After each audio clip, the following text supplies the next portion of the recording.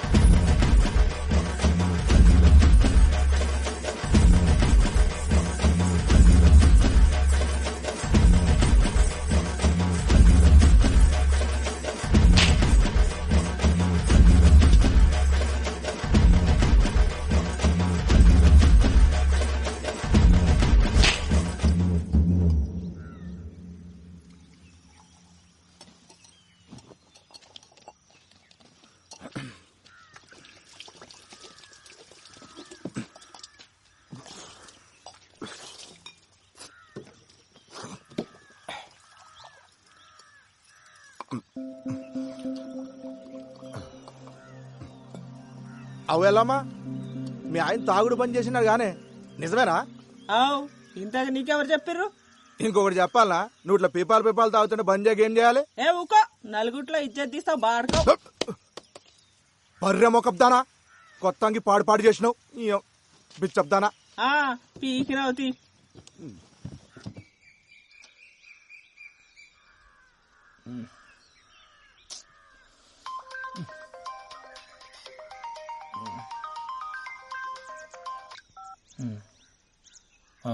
వదినా,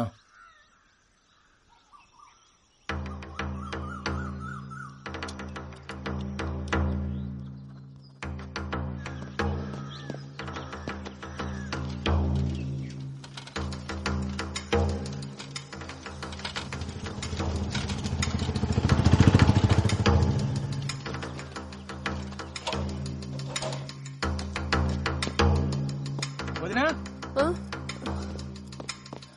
ఏమైంది వదినా? రాత్రి అట్లా పోయిండ్రా, ఇప్పుడు దాకా రాలే. ఆ ఫోన్ కూడా ఇన్నే ఉంది.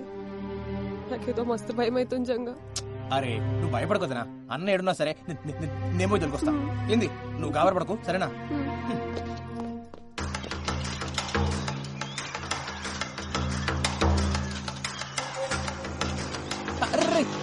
రాజుగా అన్నం చూసినావా? చూడలేదురా. చూడలేరా?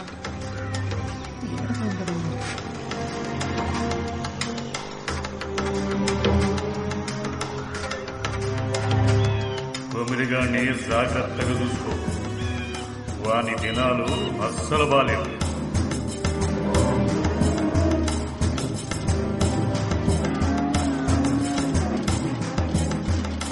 అదయా మా అన్నం చూసినావా? లే, ఏమేం జంగా? ఏం లేం లే.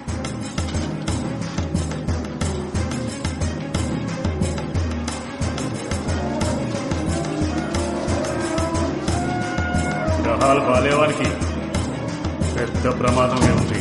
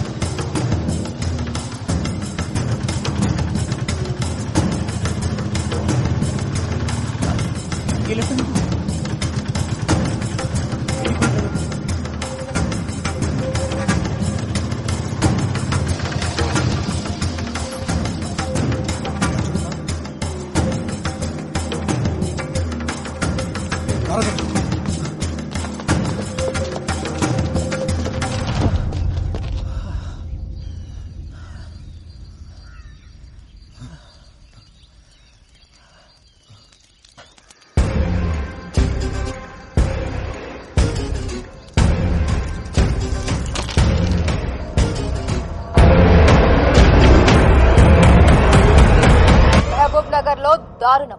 చేతబడి చేస్తున్నాడనే అనుమానంతో ఒక యువకుడి దారుణ హత్య. అసలు చేతబడులనేవి నిజంగా ఉన్నాయా? ప్రజలు ఇప్పటికీ ఇలాంటి మూఢనమ్మకాలతోనే జీవనం సాగిస్తున్నారా?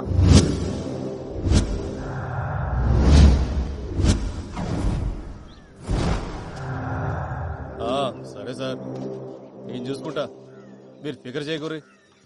ఓయ్ జల్దీ క్లియర్ చేయరి. ఎవడు చచ్చిన సినిమా షూటింగ్ వచ్చినట్టు వస్తాడు. ఇటు జరగను. చెప్పండి, కొమరయ్య మీకు తెలుసా? అతను ఇలా చేశారంటే మీరు నమ్ముతున్నారా?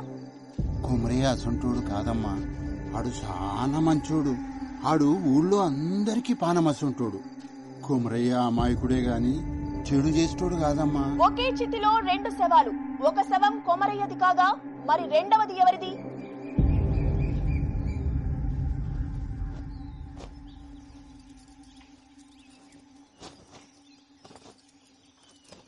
కవిత, నీకెన్నిసార్లు చెప్పినా ఇప్పుడు గిసుంటి పనులు చేయొద్దని. ముందు పోయి కూర్చో.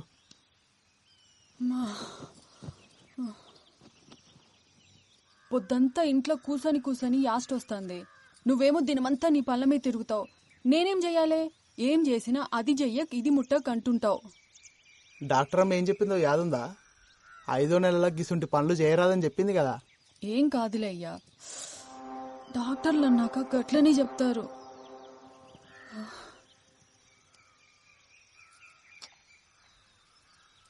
బోనాలకి చీర కొనుక్కుంటా అంటే పోదామా?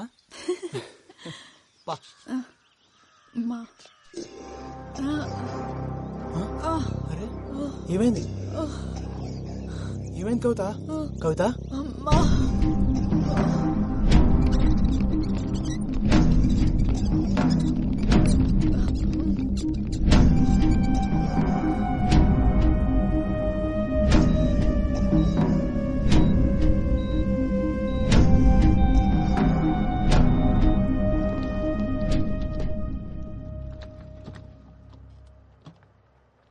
సారీ అండి, మీ అమ్మాయికి మిస్క్యారేజ్ అయింది. అదేంది డాక్టర్, అట్లెట్లయింది?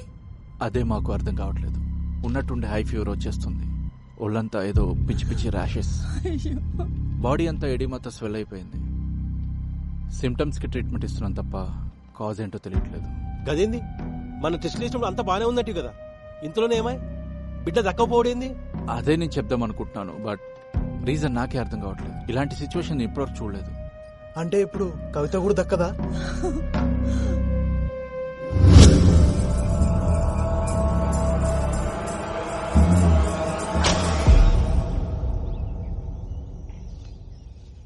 నమ్మశక్యంగా లేదు. రేణుక అవతారం ఇట్లాంటివి చేతబడిలో చాలా అరుదుగా ప్రయోగిస్తారు. చాలా శక్తివంతమైనది కూడా. అంటే అమ్మాయి బ్రతకదు. అంత ప్రమాదకరం ఈ ప్రక్రియ. ఎవడు చేసిండో దొరకబడచ్చా స్వామి? చేతబడిలో ఆరితేరిన వారు ఇది ప్రయోగించగలరు. అంత తెలిసినవాడు తనని తాను చీకట్లో ఉంచుకోడు. ఎంత చెప్పు?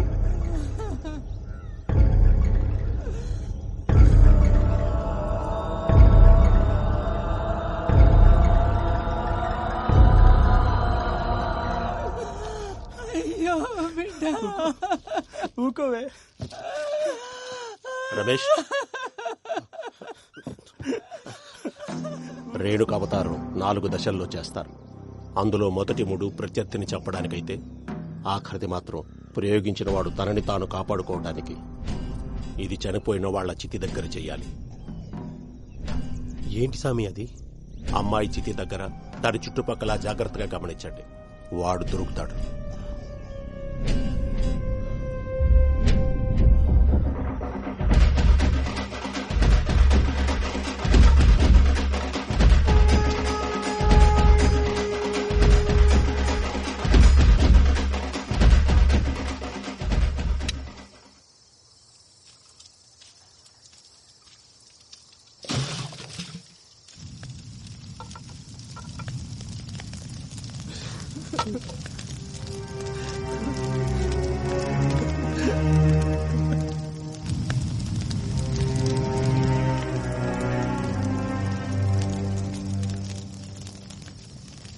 మల్లిగా ఇట్లా రారా.